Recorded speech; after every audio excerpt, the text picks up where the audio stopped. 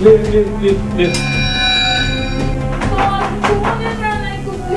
Sige, sila. Ilan taong ka na? 17. Saan mo mother mo? Asa labas na ako. Sandali lang. Ano ba Doon naman sa isang bahay, quote in the act naman yun, na yung isang 17 years old ay nasa harap naman ng camera, pero hindi pa siya masyadong parang nakikipag-usap muna. Ang suspect po doon sa unang bahay ay nanay at ang ginagamit niya po ay yung kanyang anak na 17 years old. Ito yung mother niya.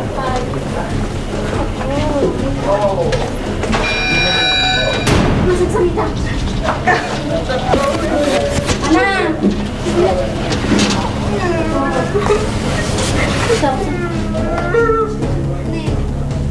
Yung anak ko naman, nagkikipag-chat pero hindi sa kanila. Mga ano lang, mga kaklase niya dati, mga Pilipino. Yun lang naman ang ano niya, yung sa Facebook.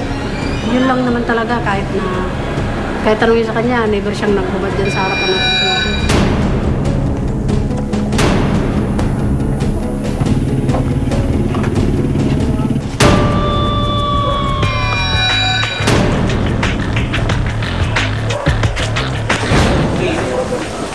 Magbihis ka na iya.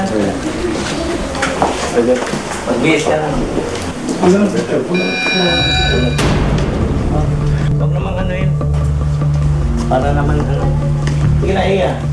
Pangalawang bahay ay may isang bata na nakahubad sa harap ng computer na may camera.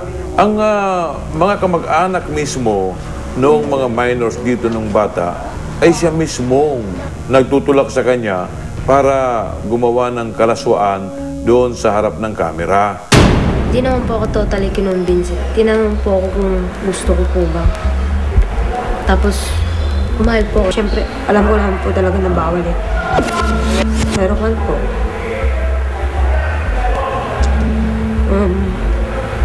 pinasok ko po. May karapatan na manahimik. May karapatan na sagutin na tinatanong namin baka magamit namin sa lahat ng order sa Pilipinas. May karapatan kami kumuha ng abogado, ha? Ngayon, kung wala kang abogado, bibigyan ka namin. Basta yung lahat ng yan, kasama natin sa opisina lahat ng yan.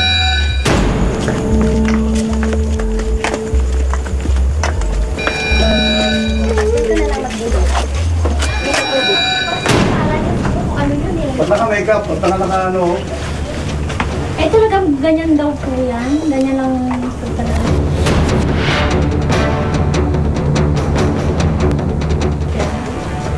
Mahilig lang po siya mag-makeup. Hindi, naka-makeup.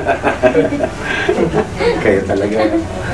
Binobole na kami. Hindi po. Doon po sa pangatlong bahay, nung tingnan namin, nakakuha kami ng isang nagtatago na bata na nag-iedad 13 years old lamang.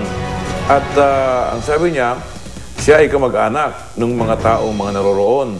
Pero meron pong nakakapagtaka dahil yung bata po ay fully made up. Naka-make up po siya. Bakit niyo po sasama? Minor din mo dyan. Saan ko lang sa'yo? Sabihin sa na. Bakit po siya sasama? Pati kayo sasama. Pati kayo sasama. Pati po kayo. Ano mo yung chismis na? Nandun na kami sa location. Tapos yung ginawa namin, yung mga minor, lalo yung maliliit, agad namin dala sa aming sasakyan para hindi nga nila makita yung tension. Baka magkaroon kasi sila ng trauma. Yung kayong umiyak, ay kaibigan nyo kami, huwag kayong umiyak.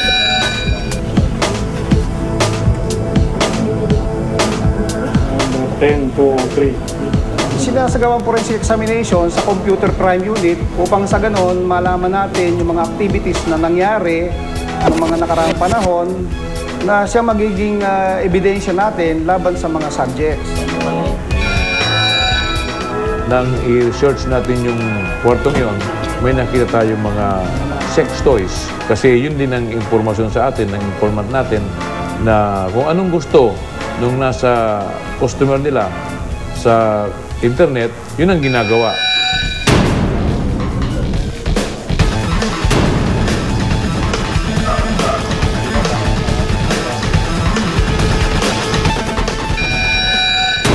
lalo yung kanilang mga magulang at mga adults na siyang nag-traffic sa kanila through internet pornography, yun po ay kakasuhan natin. Napapailan natin sila ng paglabag sa Republic Act 9775 o mas kilala sa tawag na Anti-Child Pornography Act of 2009. Ang batas na to ay nagbabawal ng pag-empleyo o paggamit o pag-induce ng mga batang minor de edad upang magsagawa ng mga malalaswang gawain sa harapan ng video camera sa internet. Parang sinasabi na sanhi ito ng kahirapan. Hindi ito dapat maging dahilan upang masira ang kinabukasan ng mga kabataan na ito. Mataas ang penalty nito, pinakamababa, alam ko, 6 na taon hanggang 12 taon at meron pang kaukulang multa na hindi bababa sa 100,000 hanggang kalahating milyong piso. Pwede pa rin umabot ng 1 milyong piso. Kung ganyan na buwan, yung nangyari, sana hindi gayahin ng iba. Pagkatapos nating makunan yung salaysay yung mga minors, ay ito-turn over na po natin sila sa tamang pagkalinga ng DSWD. Papasalamat po sa kanila kasi nagkaroon po ako ng aral na huwag gumawa ng masama. Tapos, syempre po natulungan din po nila ako.